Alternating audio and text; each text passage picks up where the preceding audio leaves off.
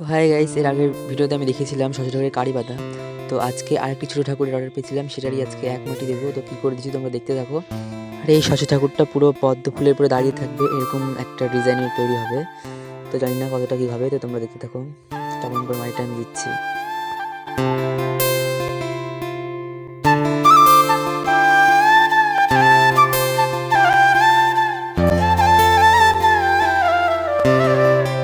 তো ঠাকুরের গায়ে মাটি দেওয়ার সময় একটু অসুবিধা হচ্ছিলো, ঢেলা ছিল প্রচুর।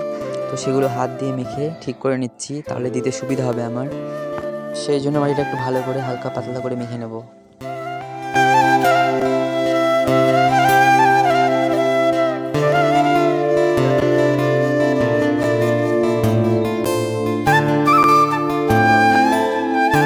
তো গাইস, এক মাটি দেওয়ার পরে দেখতে এরকম লাগছিল। তো এরপরে আরও অনেক ভিডিও আসবে, অবশ্যই চ্যানেলে চোখ রাখো। আর চ্যানেল নতুন অবশ্যই চ্যানেলটা সাবস্ক্রাইব করে দিও, আর ফেসবুক থেকে দেখলে অবশ্যই পেজটাকে ফলো করে দিও। Thank you so much guys.